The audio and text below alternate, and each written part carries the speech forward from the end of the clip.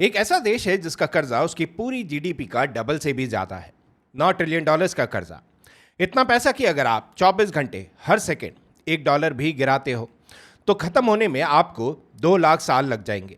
Normally इस level का कर्जा मतलब इकोनॉमिक कोलैप्स यहाँ पे हो सकता है। आईएमएफ आपने जाना पड़ सकता है बेल आउट के लिए, या आपकी करेंसी यहाँ पे कंप्लीटली क्रैश हो सकती है। लेकिन ये देश दुनिया की तीसरी सबसे बड़ी इकॉनमी है आज के टाइम में। इसकी करेंसी सेफ हेवन्स में मानी जाती है। और अगली चीज सुन के तो आप चौंक ही जाओगे। पिछले महीने ही खुद अमेरिका ने अपने रिजर्व से पैसे निकालकर इस करेंसी को बचाया है। ये देश है जापान, और आज हम बात करेंगे यहाँ पे जापान की कहानी की। हम समझेंगे कि जापान का इतना बड़ा कर्जा उसे डुबा क्यों नहीं पाया, बल्कि ये देश चुपके चुपके पूरी दुनिया की इकॉनमी को कैसे चलाता है। वाइड वर्ल्ड में आपका स्वागत है। आज हम बात करेंगे जापान के $9 ट्रिलियन के कर्जे की, उसके पीछे की असली इंजीनियरिंग की, और सबसे इंपॉर्टेंट उस खबर की जो अभी इस हफ्ते वॉल स्ट्रीट और टोक्यो दोनों में हलचल मचा रही है। अमेरिका जापान की करेंसी येन को बचाने के लिए मैदान में क्यों उतरा है। वीडियो के एंड तक आपको ये भी समझ में आ जाएगा कि इसमें इंडिया का क्या कनेक्शन है, क्योंकि जब जापान में स्नीज आता है तो यहाँ पे इंडिया में दलाल स्ट्रीट तक असर पहुंचता है इस चीज का। चलिए नंबर से शुरू करते हैं। जापान का टोटल गवर्नमेंट डेट है लगभग $9 ट्रिलियन। इसका डेट टू जीडीपी रेशो मतलब देश जितना कमाता है उसके कंपैरिजन में कितना उधार है।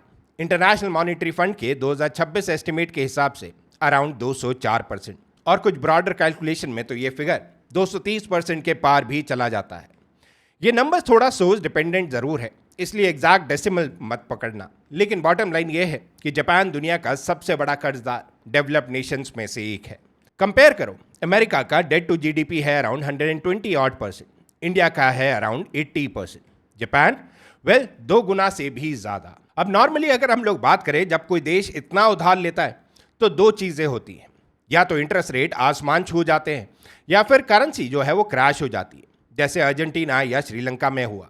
जो वीडियो आज हमने बना रखी है आई एम श्योर आप लोगों ने वो देखी होगी। लेकिन जापान के साथ ऐसा कुछ नहीं हुआ। पिछले 30 सालों से जापान ये कर्जा कैरी कर रहा है और इकॉनमी चलती रहती है। तो सवाल यहाँ पे ये है, आखिर ये चल कैसे रही है जापान की इकॉनमी। एंड यही है इस वीडियो का सबसे इंपॉर्टेंट पार्ट। दोस्तों, जापान का कर्जा डूबता नहीं, क्योंकि ये मोस्टली जापान का खुद का पैसा है। सुनने में अजीब लगेगा, लेकिन इस चीज को आपने समझना पड़ेगा। दिसंबर 2024 तक जापान के टोटल गवर्नमेंट डेट का 88.1% सिर्फ डोमेस्टिक इन्वेस्टर्स के पास था। Japanese bank, insurance companies, pension funds और खुद आम जापानीज हाउस होल्ड्स।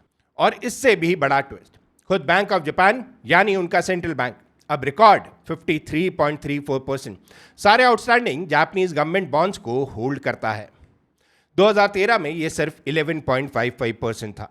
मतलब जापान की सरकार अपनी ही सेंट्रल बैंक से उधार ले रही है, जो एसेंशियली प्रिंटेड मनी है। यह एक लूप है बहुत बड़ा, जहां पे सरकार बॉन्ड इशू करती है, बीओजे वही बॉन्ड खरीद लेता है, और मार्केट में पैनिक नहीं होता, क्योंकि फॉरेन इन्वेस्टर्स पर डिपेंडेंसी बहुत कम होती है यहाँ पे। अब इस चीज को आप कंपेयर करो ग्रीस या श्रीलंका से, जहां ज्यादातर कर्जा फॉरेन करेंसी में था और फॉरेन इन्वेस्टर्स का भरोसा था। वो लोग जैसे ही कॉन्फिडेंस खोते हैं, कैपिटल भाग जाता है और करेंसी क्रैश हो जाती है। जापान में ऐसा नहीं हो सकता, क्योंकि ये जापान को उधार वाला सिस्टम है। बट यहाँ पे एक और रीजन है। डिकेज तक जापान में इंटरेस्ट रेट 0 या नेगेटिव रहे हैं। मतलब इतना बड़ा डेट होने के बावजूद इंटरेस्ट पेमेंट का बर्डन बहुत हल्का था। और तीसरा, जापान दुनिया का एक मैसिव नेट क्रेडिटर नेशन है। एंड ऑफ 2025 तक यहाँ पे जापान के पास नेट एक्सटर्नल एसेट्स थे 561.8 ट्रिलियन येन के, अराउंड $3.5 ट्रिलियन। ये इतना ज्यादा है कि अगर जरूरत पड़े जापान के पास दुनिया भर में इन्वेस्ट किया हुआ पैसा वापस ला सकता है। वैसे एक इंटरेस्टिंग फैक्ट, जापान पहले दुनिया का नंबर 1 क्रेडिटर नेशन था लगातार 34 साल तक। लेकिन 2024 में जर्मनी ने ये स्पॉट ले लिया, और 2025 में चाइना ने भी जापान को पीछे छोड़ दिया। अब जापान नंबर 3 पे है, लेकिन फिर भी $3.5 ट्रिलियन कोई छोटी रकम नहीं होती। बट अब बात करते हैं असली टॉपिक की। जापान पूरी दुनिया की इकॉनमी को कैसे कंट्रोल करता है। इसका जवाब एक ही चीज है जिसे फाइनेंशियल वर्ल्ड में येन कैरी ट्रेड कहा जाता है। देखो, डिकेज तक जापान में इंटरेस्ट रेट लगभग 0 था, तो दुनिया भर के बड़े इन्वेस्टर्स, हेज फंड्स, बैंक्स, सब ने क्या किया, उन्होंने सस्ता येन उधार लिया, और वो पैसा दुनिया भर में, चाहे वो अमेरिकन ट्रेजरी बॉन्ड्स में या यहाँ पे टेक स्टॉक्स में, या इमर्जिंग मार्केट्स में, यहां तक कि इंडिया के स्टॉक मार्केट में भी इन्वेस्ट कर दिया। ये ट्रिलियंस ऑफ डॉलर्स का एक इनविजिबल रिवर बन गया था जो टोक्यो से निकलकर पूरी दुनिया में फैलता गया, और इसी वजह से जापान आज भी अमेरिका का सबसे बड़ा फॉरेन क्रेडिटर है। मिड 2026 तक जापान के पास 1.2 ट्रिलियन डॉलर्स के यूएस ट्रेजरी बॉन्ड्स हैं, जो total foreign held US debt का लगभग 13% है। सोच के आप खुद देखो, अमेरिका जैसी सुपर पावर जिसका पूरा फाइनेंशियल सिस्टम ट्रेजरी बॉन्ड्स पर चलता है, उसका सबसे बड़ा सिंगल फॉरेन लेंडर एक ऐसा देश है जिसका खुद का कर्जा उसकी जीडीपी से डबल है। तो ये होता है कंट्रोल का मतलब। जापान के पास एटम बॉम्ब नहीं है, मिलिट्री सुपर पावर नहीं है, पर उसके पास कुछ और है जो शायद उससे भी ज्यादा पावरफुल है दुनिया की इकॉनमी के लिए। सस्ता पैसा जो वॉल स्ट्रीट से लेके दलाल स्ट्रीट तक हर जगह बहता है। लेकिन दोस्तों, यहीं पे आती है गड़बड़। जब एक सिस्टम इतना इंटरकनेक्टेड हो जाए तो उसमें एक छोटा सा झटका भी पूरी दुनिया को हिला सकता है, और ये हमने देखा अगस्त 2024 में, जब बीओजे ने अचानक इंटरेस्ट रेट बढ़ाए तो सिर्फ कुछ ही दिनों में निक्केई, जापान का स्टॉक मार्केट 20% क्रैश हो गया। 1987 के बाद का सबसे बुरा क्रैश। और इसका असर सिर्फ जापान तक सीमित नहीं रहा। बिटकॉइन, जो कैरी ट्रेड से फंडेड लेवरेज पोजीशन का बड़ा हिस्सा है, 48 घंटों के अंदर $64,000 से गिरकर $49,000 पर आ गया। यह सिर्फ एक झलक थी। दिसंबर 2025 में बीओजे ने फिर से रेट बढ़ाए, इस बार 0.75% तक, जो पिछले 30 सालों में सबसे हाई लेवल है। जापान के 10 ईयर गवर्नमेंट बॉन्ड यील्ड 2.8% पहुंच गए, जो 1997 के बाद सबसे ज्यादा है। इसका मतलब क्या हुआ? अब Japanese investors, pension funds, insurance companies को अपने ही देश में पहली बार डिकेड्स में डिसेंट रिटर्न्स मिलने लगे। तो उन्होंने क्या किया? अपना पैसा अमेरिका से वापस जापान बुलाना शुरू कर दिया।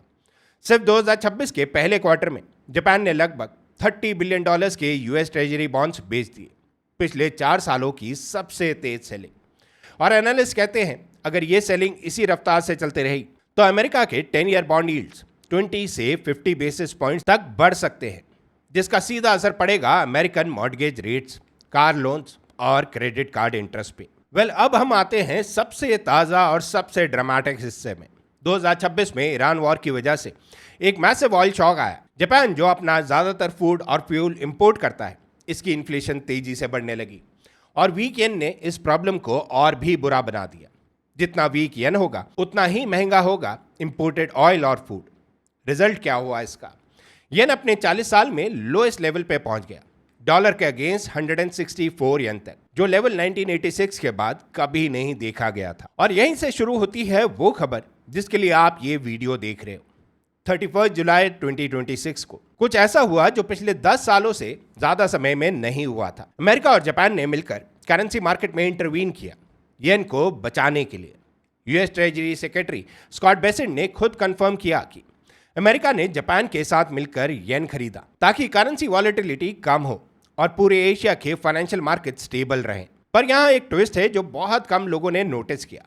अमेरिका ने सीधा डॉलर बेचकर येन नहीं खरीदा, उसके बदले न्यूयॉर्क फेड ने अपने रिजर्व से यूरो बेचे और उस पैसे से येन खरीदा। और एक और चीज, जापान को एक स्पेशल फैसिलिटी दी गई जिसे एफआईए में रेपो फैसिलिटी कहते हैं, जिससे जापान अपने यूएस ट्रेजरी बॉन्ड्स को कोलैटरल के रूप में यूज करके डॉलर उधार ले सकता था। उन्हें एक्चुअली बेचना नहीं पड़ता। और ये डिजाइन ही इस बात का प्रूफ है कि अमेरिका यहाँ सिर्फ दोस्ती के लिए नहीं खड़ा था। सोच के देखो, जापान अगर यहाँ पे पैनिक में अपने 1.2 ट्रिलियन डॉलर्स के ट्रेजरी बॉन्ड्स बेचने लगता येन को बचाने के लिए, तो यूएस बॉन्ड मार्केट में इतनी सप्लाई आ जाती कि यील्ड स्पाइक हो जाते। मतलब अमेरिकन फैमिलीज के लिए महंगा मॉर्गेज, महंगा ऑटो लोन। तो अमेरिका ने ये इंटरवेंशन इसीलिए भी किया ताकि जापान को अपने ट्रेजरी बेचने की जरूरत ही ना पड़े। यह म्यूचुअल डिपेंडेंसी है। जापान को स्ट्रांग येन चाहिए अपनी इन्फ्लेशन कंट्रोल करने के लिए, और अमेरिका को चाहिए कि जापान उसका सबसे बड़ा क्रेडिटर यहाँ पे बना रहे without dumping bonds. President Trump ने इस इंटरवेंशन को दोस्ती का साइन बताया, और जापान की नई प्राइम मिनिस्टर सनाए टाकीची इस समय एक नाजुक बैलेंसिंग एक्ट कर रही हैं। एक तरफ डोमेस्टिक इन्फ्लेशन, दूसरी तरफ अमेरिका के साथ अलायंस को मैनेज करना। अगर हम यहाँ पे 21 अगस्त 2026 तक की बात करें, येन कुछ संभल चुका है, डॉलर के अगेंस्ट अराउंड 158 टू 159 पे ट्रेड कर रहा है, जो पीक 164 से बेहतर है, लेकिन फिर भी हिस्टोरिकली यहाँ पे वीक जरूर है। और जापान का इन्फ्लेशन जुलाई में और तेज हो गया, जिससे अगले बीओजे मीटिंग में एक और रेट हाइक की उम्मीद बढ़ गई है। लेकिन अब बात करते हैं इंडिया की। 2025 में एक इंटरेस्टिंग चीज हुई। आईएमएफ के एस्टिमेट्स के हिसाब से इंडिया की नॉर्मल जीडीपी जापान से मार्जिनली आगे निकल गई, दोनों के अराउंड 4.19 ट्रिलियन डॉलर्स पे। नीति आयोग ने इसे कहा इंडिया वर्ल्ड की 4th लार्जेस्ट इकॉनमी बन गया, डिक्लेयर ही कर चुके थे। लेकिन दोस्तों मैं यहाँ क्लियर कर दूं, ये क्रॉसओवर काफ़ी क्लोज है और कुछ इकोनॉमिस्ट इसे प्रीमेच्योर भी बता रहे हैं, क्योंकि एक्चुअली 2024 के नंबर्स देखो तो इंडिया 3.91 ट्रिलियन डॉलर्स पे था और जापान 4.03 ट्रिलियन डॉलर्स में। मतलब ये अभी फाइनल कंफर्म नहीं हुआ है, तो इसे एक सेटल फैक्ट की तरह मत देखो, एक क्लोजली वॉच रेस की तरह देखो। लेकिन साइज से ज़्यादा इंपॉर्टेंस है इन्फ्लुएंस की, और यही जापान का गेम है। इंडिया के लिए जापान सिर्फ एक बड़ी इकॉनमी नहीं बल्कि एक स्ट्रैटेजी फाइनेंसर है। हमारा bullet train project Mumbai Ahmedabad Japan से सिर्फ 0.1% एनुअल इंटरेस्ट पे 50 साल की रीपेमेंट पीरियड के साथ फाइनेंस्ड है। दिल्ली, बैंगलोर, यहाँ पे चेन्नई, मुंबई और कैलकाटा मेट्रो सब में JICA का पैसा लगा है 1.3 ट्रिलियन रुपीज से ज़्यादा। और इंडिया जापान बायलैटरल ट्रेड अभी 27.5 बिलियन डॉलर्स तक पहुंच चुकी है फाइनेंशियल ईयर 2025-26 में, जबकि दोनों देश अगले 10 सालों में 10 ट्रिलियन येन तक के जापानीज इन्वेस्टमेंट का टारगेट देख रहे हैं सेमीकंडक्टर्स और क्लीन एनर्जी जैसे सेक्टर्स में। यह दूसरा पहलू है कैरी ट्रेड का। जब जापान के इंटरेस्ट रेट्स घर में ही अट्रैक्टिव हो जाते हैं तो सवाल यह है कि क्या वो पैसे जो पहले अमेरिका में जाता था अब इंडिया जैसी हाई ग्रोथ इकॉनमी की तरफ बढ़ेगा। ये एक अपॉर्चुनिटी भी है और एक रिस्क भी, क्योंकि अगर कैरी ट्रेड अनवाइंड तेज हो तो ग्लोबल रिस्क ऑफ सेंटीमेंट में सबसे पहले इमर्जिंग मार्केट से ही पैसा निकलता है, इंडिया इंक्लूडेड। तो दोस्तों ये थी असली कहानी। जापान का 9 ट्रिलियन डॉलर्स का कर्जा उसे इसीलिए नहीं डुबाता क्योंकि ये मोस्टली खुद का पैसा खुद को उधार दिया गया है। लेकिन जैसे ही जापान अपने डिकेड्स पुराने जीरो इंटरेस्ट सिस्टम से बाहर निकलता है, पूरी दुनिया अमेरिका से लेकर इंडिया तक को इसका असर महसूस होगा। ये सिर्फ जापान की कहानी नहीं है, ये ग्लोबल फाइनेंस की सबसे छुपे हुए इंजन की कहानी है। अगर आपको ये वीडियो इन्फॉर्मेटिव लगा तो लाइक ज़रूर करिएगा, चैनल को सब्सक्राइब करिए और कमेंट में बताओ क्या आपको लगता है इंडिया जापान के कैरी ट्रेड पैसे से फ़ायदा उठाएगा या नुकसान। मिलते हैं आपसे अगली वीडियो में, तब तक अपना ख्याल रखें। Stay healthy, stay wired.